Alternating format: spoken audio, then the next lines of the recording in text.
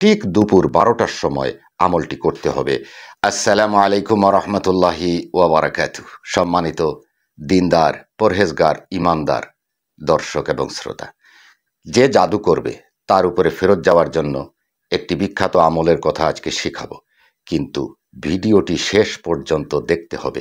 শর্টকাটভাবে ভিডিওতে এসেই আমলের কথা বলে দেওয়া যায় না, কিছুটা ভূমিকা দিতে হয়। এই জন্য অনেক মানুষ বিরক্ত হতে পারেন, বলতে পারেন যে এত বক বক করছেন কেন, আসল কথাটি বলে দেন। না, বলবো না। আসল কথাটি বলে দিলে হবে না। আসল কথাটি যদি বলে দিলে হতো তাহলে ফার্মাসিতে হাজার রকমের ওষুধ আছে, আপনি গিয়ে খেয়ে ভালো হয়ে যান। কেন ডাক্তারের কাছে যান? এত টেস্ট, পরীক্ষা নিরীক্ষা কেন করান? এত টাইম ওয়েস্ট কেন করেন? কারণ পরীক্ষা নিরীক্ষা করে ডাক্তার বলে দিবে কোন ওষুধটি আপনি খেলে আপনার রোগ কমবে। ঠিক সেইভাবে একটি আমলের কথা বলতে হলে প্রথমেই আপনাদেরকে কিছুটা ভূমিকা দিতে হবে। আমি আমল বলে দিলাম আর আপনি করে দিলেন, পরে বলবেন যে আপনি আমল বলছেন, আমার কাজ হয় নাই। সুতরাং আপনি মূল বিষয়টা জানতে হবে।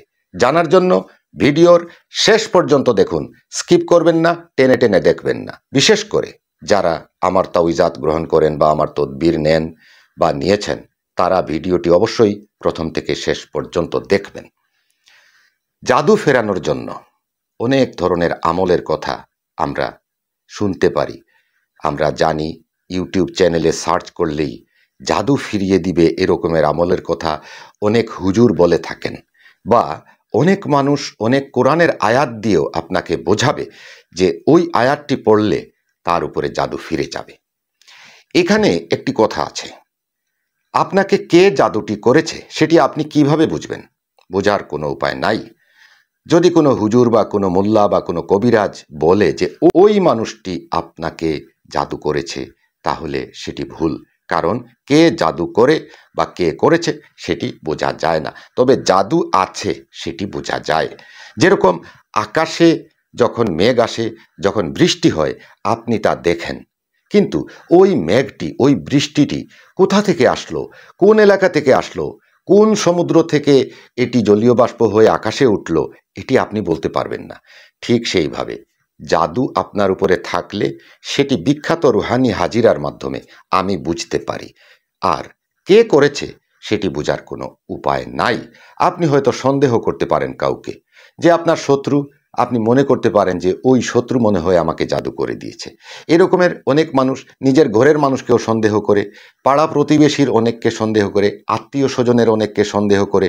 অনেক মানুষ নিজের স্বামীকে সন্দেহ করে, অনেক মানুষ নিজের স্ত্রীকে সন্দেহ করে, কেউ শ্বশুর শাশুড়িকে সন্দেহ করে, কেউ জালকে সন্দেহ করে, কেউ ভাসুরকে সন্দেহ করে, বা কেউ তার নিজের মা বাবাকেও সন্দেহ করে যে আমার মা বাবা হয়তো আমার ভালোর জন্য, ভালো করতে গিয়ে মন্দ হয়ে গেছে, এরকম কোনো কিছু করে দিতে পারেন। কারণ এই সমস্ত বিভিন্ন ধরনের বাটপার মোল্লা কবিরাজরা মানুষকে বলে এবং মানুষের ঘরে দ্বন্দ্ব লাগায়। কে জাদু করেছে সেটি আপনি বুঝতে পারবেন না, তবে আপনাকে যে জাদু করুক না কেন তার উপরে জাদু ফেরত যাওয়ার একটি বিখ্যাত আমলের কথা এখন আপনাদেরকে বলছি। আপনি কোন আমল করলে যে বা যাহারা জাদু করবে তাদের উপরে ফেরত যাবে, সেটি কোন আমল করলে এবং কোন দোয়া পড়লে, কি করলে, সেটি আমি আপনাদেরকে বলে দিচ্ছি। এবং তার পাশাপাশি বলে দিব একটি বিখ্যাত তাওয়িজের কথা, যে তাওয়িজটির নাম হচ্ছে মনিরাজ। এই মনিরাজ তাওয়িজ অল ইন ওয়ান বিখ্যাত অলৌকিক আধ্যাত্মিক কোরআনিক তাওয়িজটির ভিতরে থাকে, যেটি পৃথিবীর কোথাও আপনি আর পাবেন না। এটি আমি অনেক কষ্ট, অনেক সাধনার পরে সাইপ্রাস থেকে সংগ্রহ করেছি। আলহামদুলিল্লাহ সুম্মা আলহামদুলিল্লাহ। মনিরাজ তাওয়িজ এমনভাবে কাজ করে, যে জাদু করবে তার উপরে ফেরত যাবে, যে পথ দেখাবে তার উপরে ফেরত যাবে। এমনকি রিক্সাওয়ালা বা গাড়ির ড্রাইভার যদি জাদুকরের কাছে ওই লোককে নিয়ে যায় যে জাদু করাচ্ছে, তাদের উপরেও জাদুটি ফেরত যাবে এবং সেটি শতগুণ বৃদ্ধি পেয়ে ফেরত যাবে।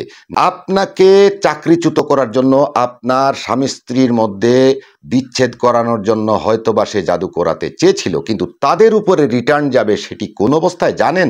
সেটি তাদের মৃত্যুর কারণ হয়ে যাবে, তাদের সংসার নষ্ট হবে এবং তারা জাদু যে করেছিল কাউকে ক্ষতি করার জন্য, সেটা তারা হাড়ে হাড়ে টের পাবে এবং এমন রোগে আক্রান্ত হবে যে রোগের কোনো চিকিৎসা থাকবে না।